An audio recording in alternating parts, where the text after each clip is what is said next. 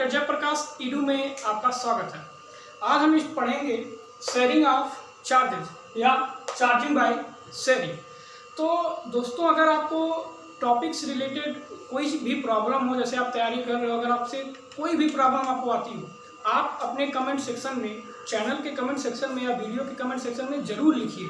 अपनी प्रॉब्लम को लिखिए कि हाँ, मैं इस टॉपिक में ये प्रॉब्लम आ रही है जो मैंने पढ़ाया है। मैं आपके हर एक प्रॉब्लम को सॉल्व करने की कोशिश करूँगा। इस वीडियो पे आने से पहले आप इसके पहले वीडियो जो लेक्चर नंबर 1 मैंने बनाया है, आप उसको ज़रूर देख के आइए, क्योंकि वहाँ पे मैंने बेस को स्टार्टिंग की है और मैं यहाँ पे आपके बेस को इंक्रीज करना चाहूँगा। और ये लेक्चर जो हमारा है टोटली NCERT बेस्ड है। तो अगर आप NCERT की बुक पढ़ रहे हैं तो ये लेक्चर ज़रूर देखिए, क्योंकि ये आपको समझाने में और चीज़ों को अच्छी तरीके से प्रेजेंट करने में, कॉपी में प्रेजेंट करने में बहुत ही यूजफुल होगा। तो हम पढ़ेंगे चार्जिंग बाय शेयरिंग। देखिए, इससे समझ में आ रहा है कि हमें चार्ज करना है और शेयर करके। आप देखेंगे NCERT का जो एक्सरसाइज है 1.13, आप उस क्वेश्चन को जब पढ़ेंगे तो आपको लगेगा यार ये क्वेश्चन कहाँ से आ गया, ये तो NCERT की बुक में कहीं है ही नहीं। मतलब अगर आप थियोरी पढ़ेंगे, थियोरी में तो नहीं दिया है।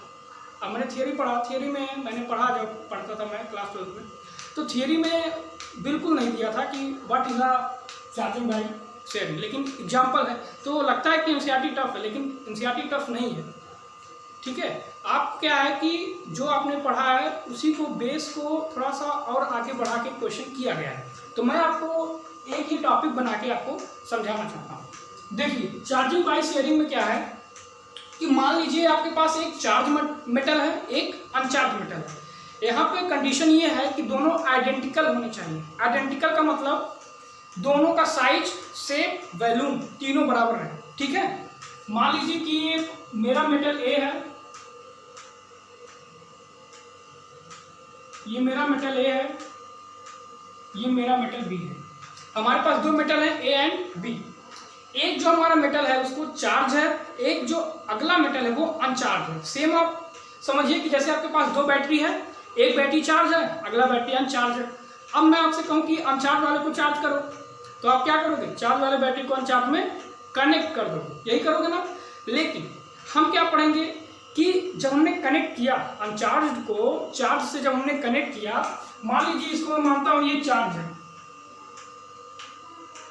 ये मेरा चार्ज है और ये मेरा अनचार्ज है। ठीक है, जो अनचार्ज है उस पर क्यू क्या रहेगा? 0 रहेगा। भाई अनचार्ज है तो चार्ज क्या रहेगा? 0 रहेगा। क्यों? हमारा क्या है? चार्ज। ये हमारा चार्ज है तो इस पर कोई ना कोई चार्ज तो होगा, तो हम मान लेते ये हमारा क्यू है। समझ में आ रहा है? अब कंडीशन क्या है कि ये दोनों आइडेंटिकल होने चाहिए। मैंने बताया था कि both should be identical. Question में अगर आइडेंटिकल नहीं दिया है तब आप ये अप्लाई नहीं करेंगे। हालांकि अगर आपके 12th लेवल तक का क्वेश्चन आता है तो आपको आइडेंटिकल दिया रहेगा और इस पर क्वेश्चन पूछे भी गए हैं। तो ये पढ़ना टॉपिक आपके लिए बेहद जरूरी है अगर आप अच्छे स्कोर करना चाहते हैं क्लास 12th के CBSE या फिर किसी स्टेट बोर्ड के एग्जाम में। तो यहाँ पे चार्ज क्यों है? यहाँ पे चार्ज 0 है।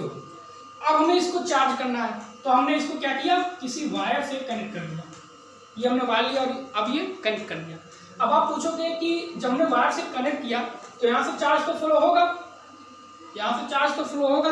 अब इस पर कितना चार्ज आया और इस पर कितना चार्ज आया? अगर चार्ज यहाँ से यहाँ जा रहा है तो इस पर कितना चार्ज बचेगा? तो सिंपल रूल याद करिए कि अगर ये आइडेंटिकल है, आइडेंटिकल हो या फिर सिमेट्री हो, दोनों बात देखिए, आइडेंटिकल हो या सिमेट्री हो। देखिए, वर्ड इंपॉर्टेंट है। मैंने आइडेंटिकल बताया, सिमेट्री भी एग्जाम में दे सकता है, तो वर्ड इंपॉर्टेंट है, आइडेंटिकल हो या सिमेट्रिक हो। अब जब हम इसको कनेक्ट कर दिए तो जो हमारा A और B पे जो चार्ज होगा वो हमेशा इसके और इसके चार्ज के प्रेजेंट के सम के हाफ होगा। मतलब जो चार्ज A पे है प्लस जो चार्ज B पे है अपॉन 2, ये क्या होगा? Net charge on A and B after connecting and then disconnected।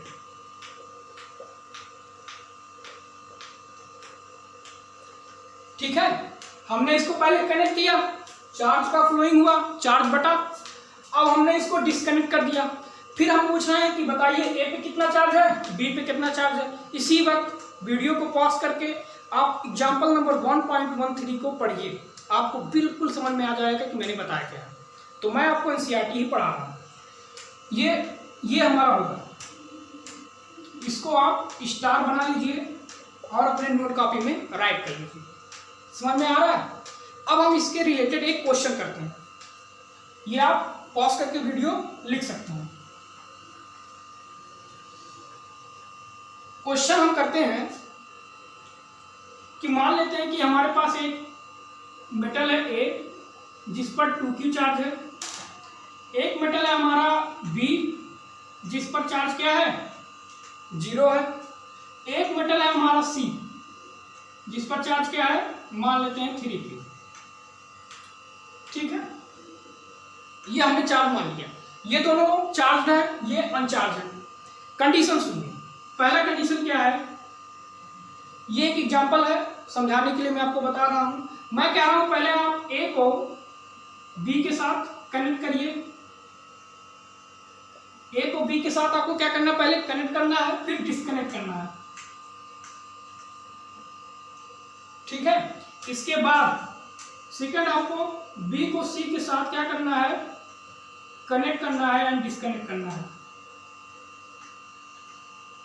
अब मैं पूछ रहा हूं आपसे कि A B C after that, after disconnecting apply all these procedure and after disconnecting the system, मैं आपसे पूछ रहा हूं कि आप बताइए ए बी और सी पे क्वांटिटी ऑफ चार्ज कितना है, क्वांटिटी ऑफ चार्ज। मैं आपसे क्वांटिटी ऑफ चार्ज पूछ रहा हूं, तो आप क्या करोगे, पहले ए और बी को कनेक्ट करिए। ठीक है, ए और बी को मैंने कनेक्ट कर दिया, तो मैं यहां से आपको आंसर लिख के बता रहा हूं, ए और बी को मैंने क्या कर दिया, कनेक्ट कर दिया।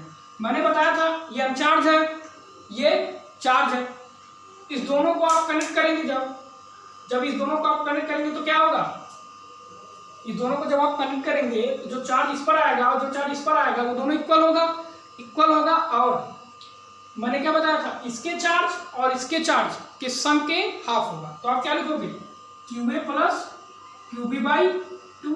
ये मैंने बताया था पीछे, देखिए मैंने वही किया, QA अभी तो हम यहाँ पर वैल्यू रखेंगे, QB जो कि 0 है अपॉन 2, ये क्या हो जाएगा, QA कितना है 2Q दिया गया है, QB कितना है 0 है अपॉन 2, ये कितना आ जाएगा Q आ जाएगा। अब B पे चार्ज आ चुका है, ये बात बेहद इंपॉर्टेंट है क्योंकि आपने ए और बी को कनेक्ट कर दिया है। बी पे चार्ज आ चुका है, अब हम लिखेंगे कि QA जो बना है नेट जो हमारा QA बचा, कितना बचा है, Q बचा है, और QB भी कितना बचा है, Q बचा है, क्योंकि अब इस पे चार्ज आ चुका है। अब मैंने क्या कहा कि B को C के साथ कनेक्ट करिए। अब देखिए B और C को जब आप कनेक्ट करोगे तो आप कहोगे तो ये तो दोनों चार्ज है, अगर दोनों चार्ज है तब भी आप सेम रूल अप्लाई करोगे, इसलिए मैंने एग्जांपल लिया। मान लीजिए अगर दोनों चार्ज हो तब भी आप सेम रूल ही अप्लाई करोगे, QB प्लस QC बाई 2। आप तब क्या करोगे, जब आपने B प्लस C को कनेक्ट कर दिया, अब आप क्या करोगे, QB प्लस QC बाई 2। अब QB 0 मत रखना, QB 0 नहीं रखना है, क्यों, क्योंकि मैंने ये भी कनेक्ट करके QB का चार्ज निकाल रखा है जो कि Q है, तो आप यहाँ पे Q रखेंगे। QC कितना है 3Q बाई 2, ये कितना हो गया 4Q, दैट इज 2Q, ये आपका 2Q आ गया। अब एट लास्ट इसका आंसर देते हैं, इसका आंसर देते हैं, ए पे कितना चार्ज है Q, ठीक है Q बार, बी पे कितना है, मैंने बताया था कि जब हम बी सी कनेक्ट करेंगे तो जो चार्ज बी पे आएगा वही सी पे भी आएगा क्योंकि सिमेट्री है, ये मैंने बताया था। ये तीनों क्या है, आइडेंटिकल है, ये तीनों क्या है, आइडेंटिकल है। QB, हाँ, बी पे कितना चार्ज आया 2Q, सी पे कितना चार्ज आया 2Q। ये आपका क्वेश्चन हो गया। अब आप एनसीईआरटी का वो क्वेश्चन जरूर लगाइएगा, नहीं समझ में आता है तो आप कमेंट सेक्शन में जरूर लिखिएगा, मैं वो क्वेश्चन भी करा दूंगा। चलिए अब हम आगे पढ़ते हैं, कूलाम्ब लॉ। अब हम आगे क्या पढ़ेंगे, coulomb law. Coulomb's law. Coulomb law पढ़ने के पहले आपने क्लास 11th में ग्रेविटेशनल लॉ पढ़ा होगा। ये मैं रेफरेंस के लिए बता रहा हूँ, क्लास 11th का आपने ग्रेविटेशनल लॉ पढ़ा था।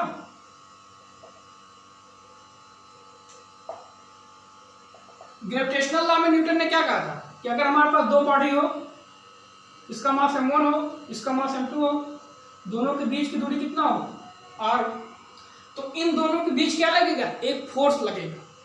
समझ में आ रहा है? आपने पढ़ा होगा 11th में फोर्स क्या होता है, कैपिटल जी, ये क्या है, gravitational constant m1 into m2, m1 है m2 अपॉन r स्क्वायर, ये होता है फोर्स की वैल्यू। इसको आप नोट डाउन करिए। सेम चीज चार्ज में भी यही होता है, इसको आप नोट करिए। अब मैं इसी चीज को चार्ज में करके दिखाता हूं। तो कूलॉम जो भाई थे, जो हमारे कूलॉम भाई थे, उन्होंने क्या देखा कि उन्होंने पहले दो चार्ज लिया, एक चार्ज उसने ये लिया और उन्होंने एक चार्ज ये लिया। चार्ज की मैंने वैल्यू अभी नहीं रखी है, मैंने सिर्फ क्यू माना है। यहाँ पे ये क्यू पॉजिटिव भी हो सकता है और निगेटिव भी हो सकता है, तो मैंने कोई वैल्यू नहीं डिसाइड किया है।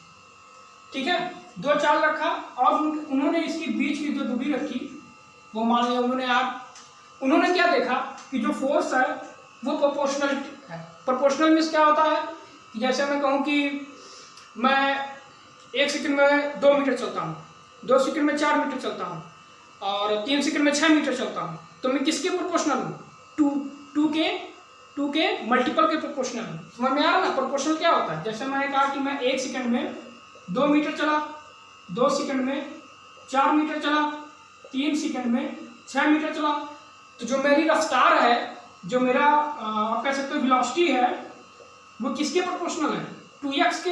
यहाँ x क्या हो जाएगा, 1 2 3 4 5, 1 रखोगे 2 आएगा, 2 रखोगे 4 आएगा, 3 रखोगे 6 आएगा। तो हम एक तरह से मेरा वेलोसिटी है वो 2x के प्रोपोर्शनल है। तो ये मैं आपको समझाने के लिए बता रहा हूँ प्रोपोर्शनल क्या होता है।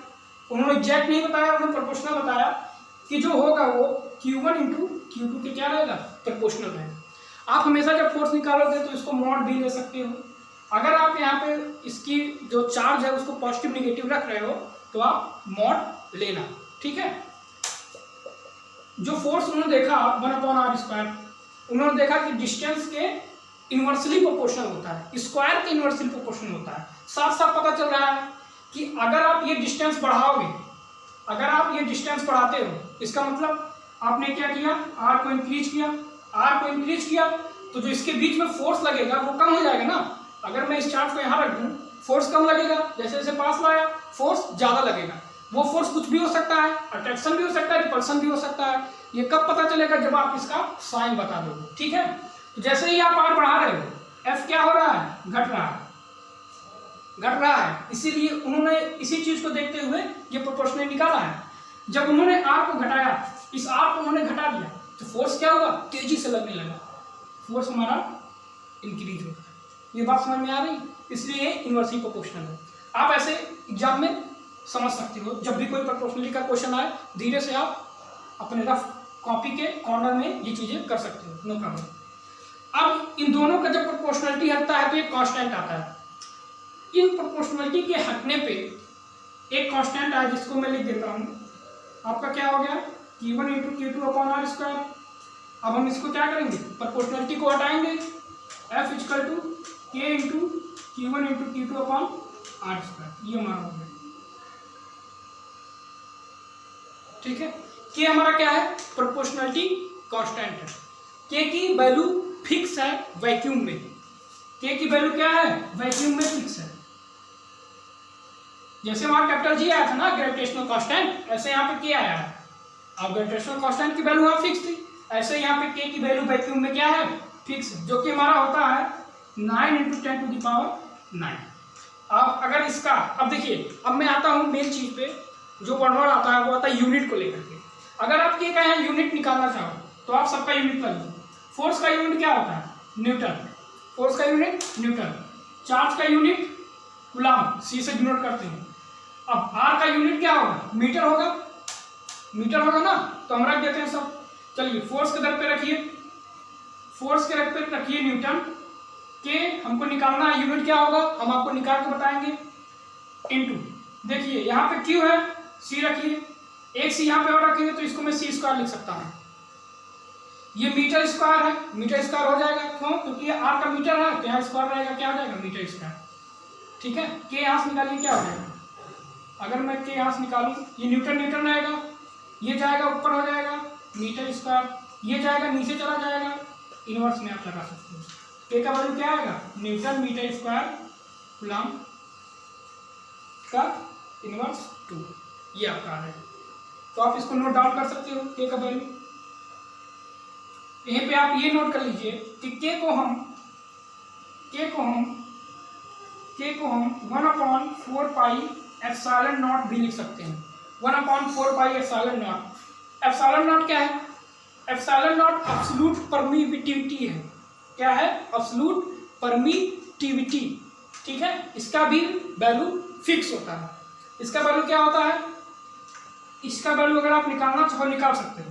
के का वैल्यू आप ये रखिए, 4 पाई का वैल्यू क्या होगा 4 इंटू 3.14, पाई का वैल्यू क्या होगा 3.14, वैल्यू रख के आप नॉट का वैल्यू भी निकाल सकते हैं।